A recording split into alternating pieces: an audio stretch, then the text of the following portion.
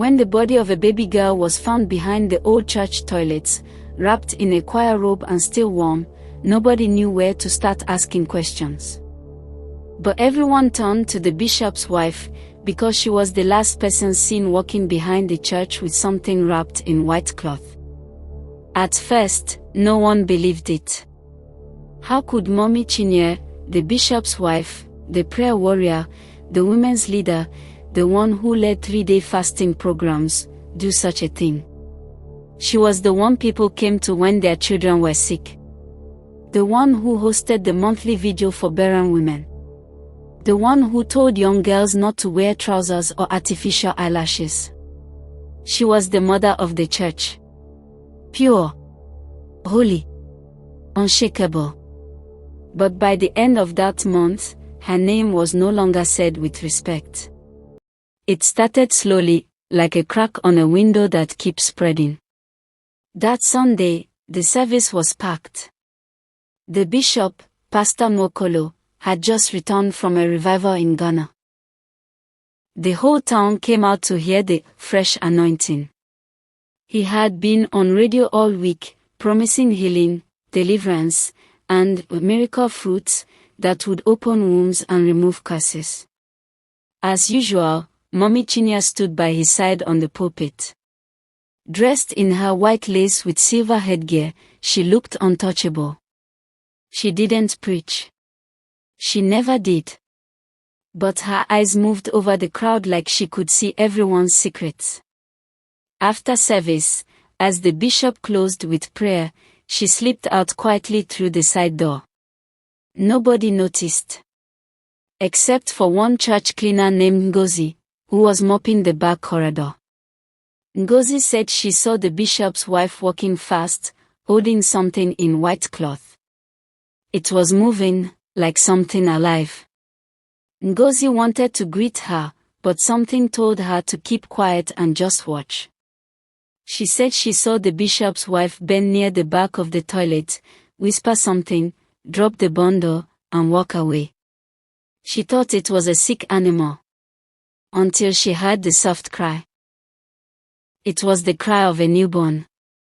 The baby was found 10 minutes later by a teenage girl who went there to change her sanitary pad.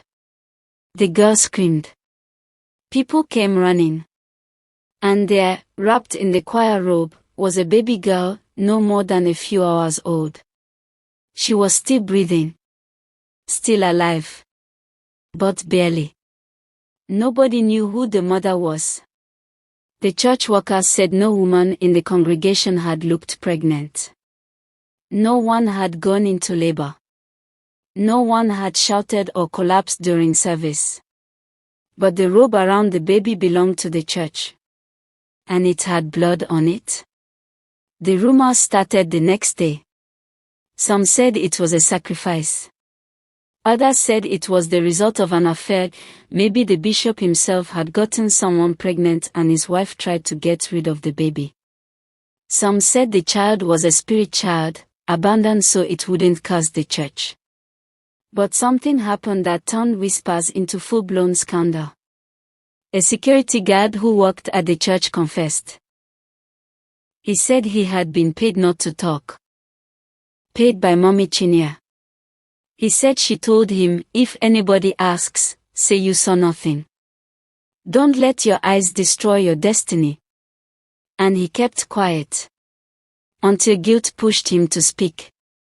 At first, the bishop tried to protect her. He stood in front of the congregation the next Sunday and said the devil was trying to destroy his household. He said his wife was innocent. That people were jealous. That false witnesses would burn in hell. But his words had no weight anymore.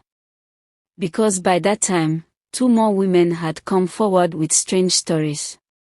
One woman, Kemi, said she had been invited by Mommy Chinye for special midnight prayers. She had been struggling to conceive for 6 years. The bishop's wife gave her a drink made from crushed leaves, egg yolk, and something that tasted like old metal. After drinking it, Kemi said she blacked out. She woke up in her car outside the church compound with her underwear missing and a strange bruise on her stomach. She never got pregnant. Another woman said she had been given anointed soap to bathe with every Thursday night. She started seeing shadows. Started hearing babies crying in her dreams. Her husband ran mad 2 weeks later. The bishop called them liars. But too many stories were coming out. The police got involved. The baby found behind the toilet, who survived, by the grace of God, was taken to a hospital. DNA tests were done. They matched with a young girl in the choir. She was 16. She confessed. She had gotten pregnant for one of the church elders, a man almost 45 years old. When she found out, she told Mommy Chinya in tears, afraid of what people would say. She didn't want her parents to know. Mommy Chinya told her she would handle it. And she did. She told the girl to come to the church office on Saturday night with her hospital card. Gave her herbs. Told her everything would be fine. By Sunday morning, she went into labor in the church basement. Alone. She gave birth. Then passed out. The next thing she remembered, she was lying on a couch. Mommy Chinya told her the baby had been taken care of. The elder was never questioned. He had traveled to Port Harcourt for a business trip. 2 days later, the girl tried to kill herself. She drank a whole bottle of bleach and was rushed to the hospital. Before passing out, she whispered, "I hear the baby crying in my dreams." People who had once worshipped the bishop's wife started to avoid her on the street. Children stopped greeting her. Market women refused to sell her meat. Her driver left. Her housemaid vanished. Even the elders stopped coming to her home for prayer meetings. Then came the night of the storm. Lightning hit the side of the church. A fire broke out in one of the storage rooms. Firefighters came.